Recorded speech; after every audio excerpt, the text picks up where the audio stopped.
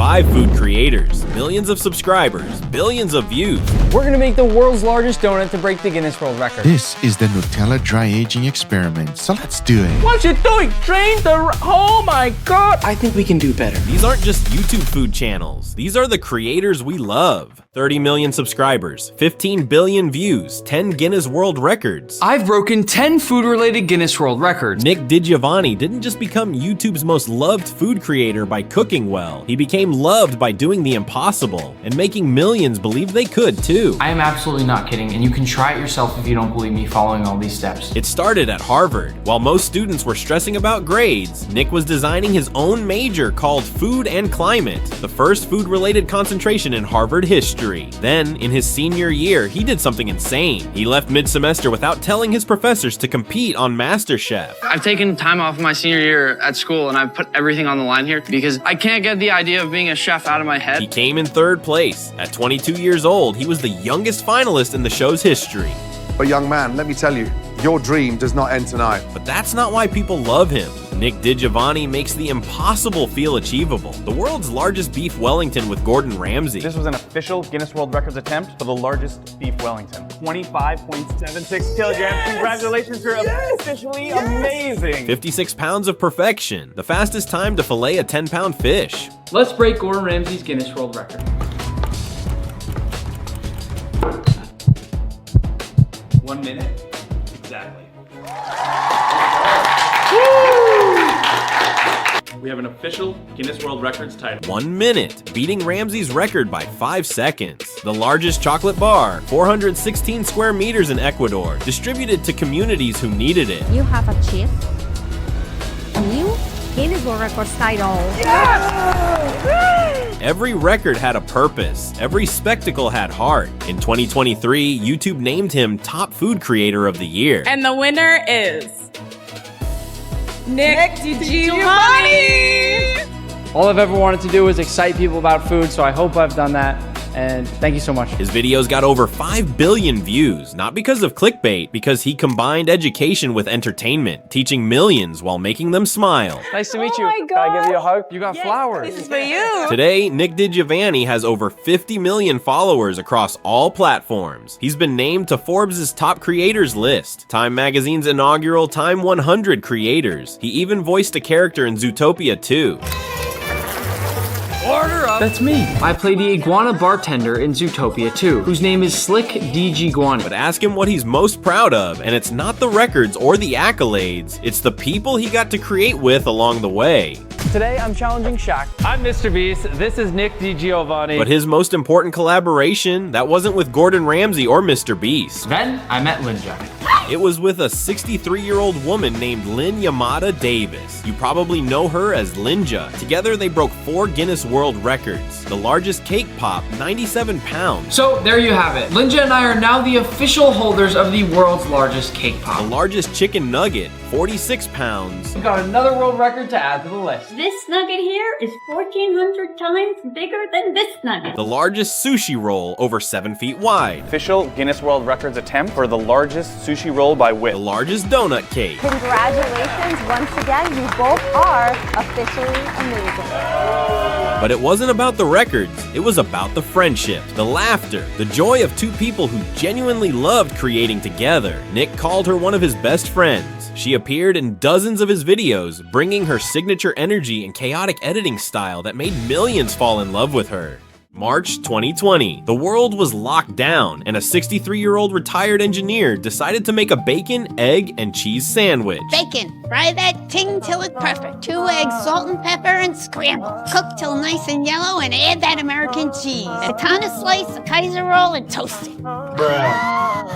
Mayo, eggs, bacon, ketchup. I bet no art can match this. Lynn Yamada Davis, Lynja, spent 29 years at AT&T Labs. She had degrees from MIT and Columbia Business School. She ran 8 marathons. She volunteered as an EMT for over 20 years. And at 63, she'd never experimented with cooking beyond basic ramen. First, summon your noodles. Start the stove with a fireball jutsu. Add boiling water, butter, and Parmesan cheese to the pan. Then shuriken throw your noodles in. Grab your kunai and chop up cooked bacon. Mix it up with the rasengan, grab a bowl, kick useless sakura out of the way, and enjoy. But her youngest son, Tim, had a video production company. It's COVID time, and both Tim and Lynja can go nowhere. Tim needed to practice his recording and editing skills during lockdown, so they made a deal. She'd cook, he'd edit. And she was stuck at home too because she couldn't go outside due to health reasons with COVID. She could not risk it. I wanted to keep my skills sharp on shooting and editing. Then one day, I combined my filming and editing skills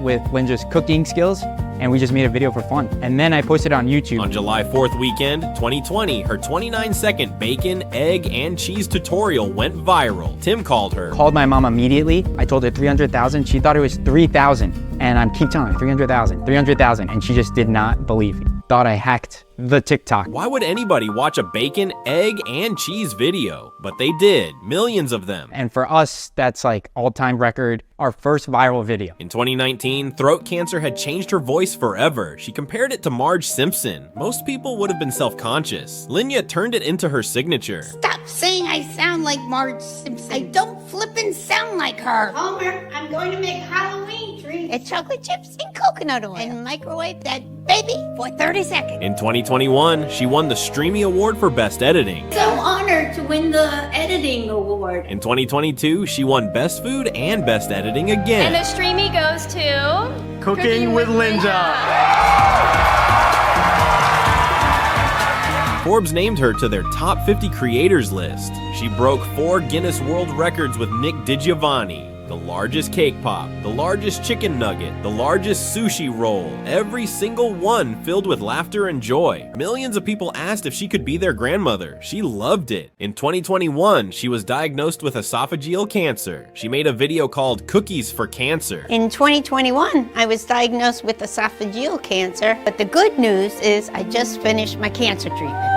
You go, girl. But the great news is I'm baking cookies for all these healthcare workers who helped me with my treatment. The cancer came back in 2023. Hello, everyone. I'm super sad to inform you that, unfortunately, Linja, my mom, has passed away. Nick posted a tribute that broke the internet, his voice cracking as he said, You probably knew her as the fun-loving, cooking grandma, but I'll always remember her as the woman who fought off her cancer diagnosis for as long as she could, humbly and quietly without ever complaining, until it got the best of her. Today, her channel has 14 million YouTube subscribers, 22 million TikTok followers, and it's still growing. Tim continued posting pre-recorded videos for months after her death, just like she asked him to. Italy vlogs, truffle hunting with Nick. We're going truffle hunting. I'm so excited. One last gift to the world, because Lynja didn't just teach people how to cook, she taught them that it's never too late to start something new, that mistakes are beautiful, that you can be 63 years old and become the internet's grandma, that you can have cancer and still choose joy, that 4 years of creating can touch more lives than 29 years of engineering, and that sometimes the greatest legacy isn't what you build for yourself, it's what you build with your family. July 8th, 2020, Malaysian comedian Nigel posted a reaction video to YouTube. Uncle Roger disgusted by this egg fried rice video, BBC Food. A BBC presenter named Harsha Patel was teaching egg fried rice. She measured water with a teacup. For every 1 part rice you have, you need 2 parts water. It's as simple as that.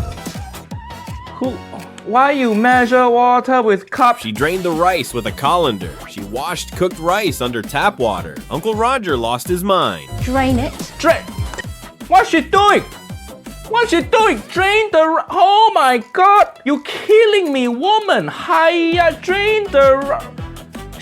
The rice She's draining rice with colander. Hi. has quite a lot of starch in it, which will make What the hell? The video exploded. 40 million views on YouTube, 29 million on Twitter, Reddit threads, memes everywhere. Had been grinding stand-up comedy for over a decade after quitting his data scientist job in late 2019. Then the pandemic hit, so he started a podcast called Rice to Meet You with Evelyn Mock. The kind of uncle who sits with one leg propped up, elbow on his knee, phone clipped to his belt, always talking trash. Oh my God. Oh my God, oh my God, oh my God. Uncle Roger was born. He went after everyone. Jamie Oliver for chili jam and fried rice. This is disgusting. Who put jam? Gordon Ramsay for his technique. Gordon Ramsay is wok boy. Though sometimes Uncle Roger gave fuyos when Gordon got it right. We're sticking together. Fuyo, that is good tossing. Rachel Ray. 1 fresh bay leaf. What? What? Nigella Lawson. I hear Nigella like the magic white powder also. No Western chef was safe, but then came the backlash. Food YouTuber J. Kenji Lopez Alt called it yellowface. Asian Americans were conflicted. Bullshit, hiya. In the exact accent that's meant to demean us. White people hate flavor. You put salt and pepper in everything. September 11th, 2024, Uncle Roger opened. Uncle Roger just opened my very first restaurant in my home country, Malaysia. Bright orange everywhere. A life-size 3D Uncle Roger carving at the entrance. The menu, fried rice. Lots of MSG and wok hei. No chili jam allowed. On September 14th, 388 people dressed as Uncle Roger broke the Guinness World Record for largest gathering of people dressed as Uncle Roger. Ung also broke most fried rice tossed with a ladle in 30 seconds, 1,240 grams. Today, Uncle Roger has 10.6 million YouTube subscribers. But the journey had stumbles. In 2023, he called Laotian food inferior, angering Laotian and Cambodian community. The one food from Laos, Cambodia. What? Laos food like shit version of Thai food. In 2021, he apologized on Weibo and deleted a video with Mike Chen after Chen criticized the Chinese Communist Party, drawing criticism for bowing to political pressure. Uncle Roger isn't perfect, but he's real, a Malaysian comedian who turned cultural criticism into comedy gold, who proved authenticity, even controversial authenticity, resonates more than playing it safe, and who taught the world one truth: if you drain your rice with a colander, you deserve to be roasted. Hiya! Gustavo Tosta isn't a chef. He's a mad scientist. His cousin filmed it, they posted it, 20,000 views in 24 hours. That was just the beginning of the madness. On today's video, I'm gonna put all of the knowledge that I've acquired over the years to make a scientific $1 steak. Today, with 5.4 million subscribers, Guga runs the wildest food laboratory on YouTube. His most famous experiment: can dry age save a $1 steak? Was that dry age or something? Why are you saying that? Because they're small as hell.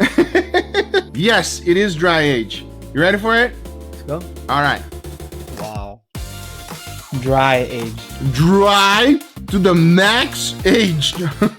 There's zero juice on it. This is not fun. This is not good, everybody. 22 million views and counting. But here's what makes Guga different. He doesn't just cook, he experiments with everything. I've even done an insane 35 days dry aging whiskey experiment. Take MSG. While everyone debated whether it's safe, Guga dry aged a steak in pure MSG for 35 days. Bedding of MSG. I laid the roast right on top and covered the whole thing with it. That right there is something you might never see again. I like to call this the MSG dry age cake.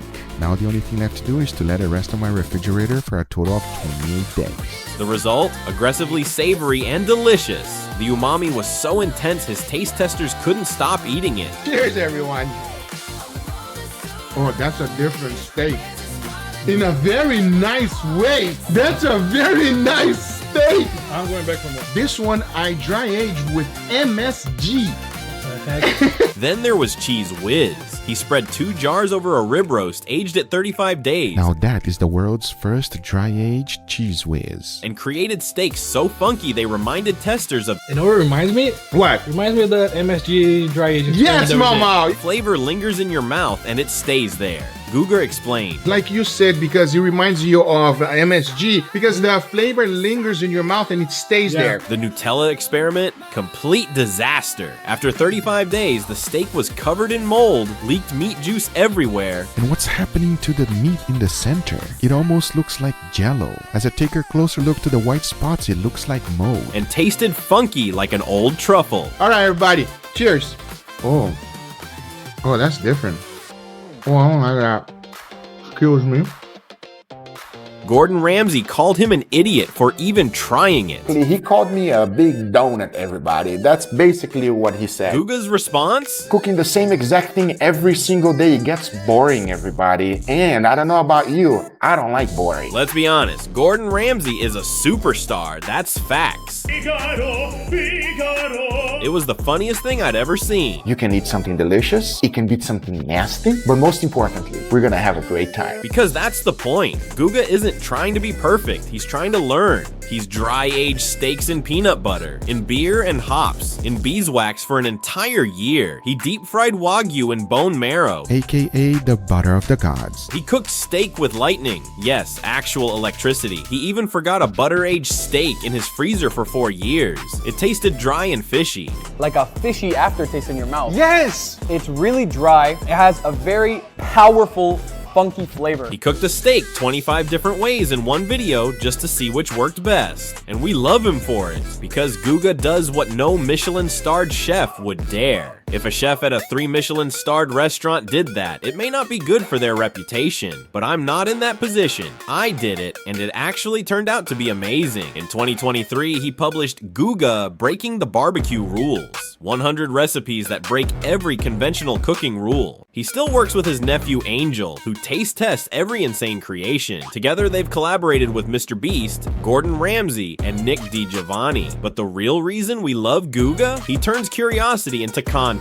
Every video asks a question. What if? Can this work? Why not? And whether the answer is aggressively savory and delicious or tastes like an old truffle, Guga shows us the truth. Because sometimes the best way to understand food is to do something completely insane with it. With 10.4 million YouTube subscribers, Joshua Weissman doesn't just cook, he declares war on mediocrity. We've battled some of the most iconic fast food dishes in the world. Today we're going up against what I think might be one of the most overrated foods on planet Earth. His mission: prove that everything you love, from McDonald's Big Macs to Popeye's chicken sandwiches, can be made but better at home. Everybody's going all crazy for chicken sandwiches, which is great, but I think it's about time that we put our name in the hat because I think we can do better. But Joshua's story doesn't start in a kitchen. It starts with a scale showing 100 pounds too many. As a teenager bullied for his weight, he Googled how to lose weight and landed on the paleo diet. 18 months later, he'd lost over 100 pounds. Being overweight was a huge hindrance on my life. I didn't want to be overweight. I lost over 100 pounds and I'm healthy, I'm happy. When I made that ultimate decision,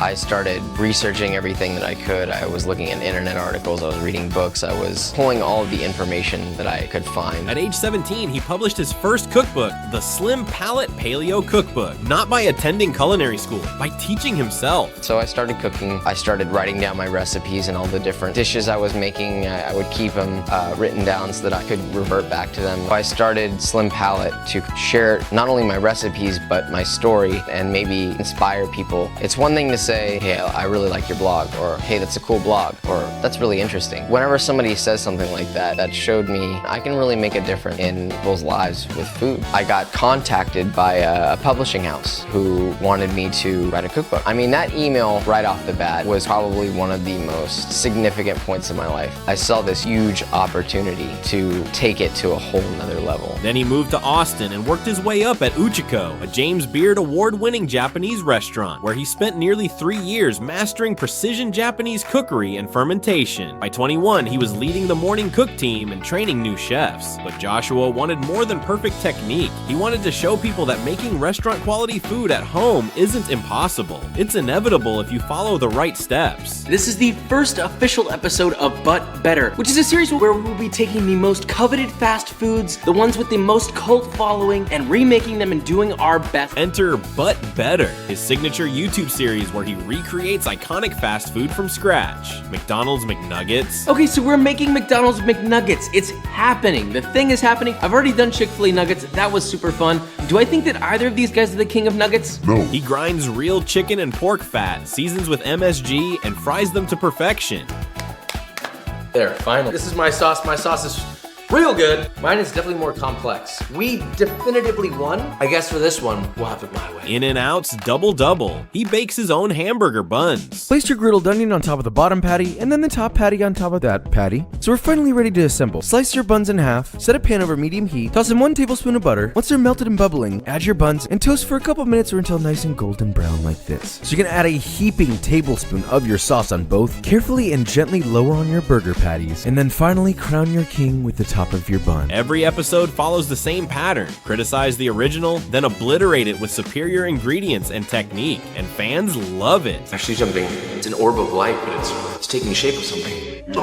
It's not even comparable. Comparable? Making these buns changed the game. We still won. In and out, my heart goes out to them. Like, rest in peace, but you lose. Scroll through any comment section and you'll find people obsessed with his contagious enthusiasm, his deliberate pronunciation of quispy instead of crispy, Quispy, you know? his habit of calling ingredients thick boise, and his religious devotion to flaky salt. In September 2021, he published Joshua Weissman, an unapologetic cookbook, a #1 New York Times bestseller with over 100 recipes that challenge the idea that cooking from scratch is too hard. God dang, 9 times New York Times bestseller thanks to you. If you don't have it yet, what the are you doing? In October 2023, he followed with Texture Over Taste, another New York Times bestseller exploring the 6 fundamental textures that make food unforgettable. That I've been working my ass off for. There's a big problem in the cookbook world. All we ever talk about is how we can make things taste good. Flavor this, flavor that. My new book that's available for pre-order is an unprecedented direction to only talk about texture. Crunchy, chewy, aerated, creamy, fluid, and fatty. Because Joshua believes texture is what separates good food from transcendent food. MSG, seasoning spices, soup-based powders. You can just mix stuff together and it'll instantly taste good. But texture really requires technique, it requires care, but really you just need to know a little bit about what you're doing, and that's what my new cookbook is about. But not everyone loves him. Critics argue his recipes are prohibitively expensive and time-consuming. This isn't practical, they say. Nobody's gonna make hamburger buns from scratch for a Tuesday night dinner. Joshua's response? He doesn't care if you cook or not. He just wants to prove it's possible.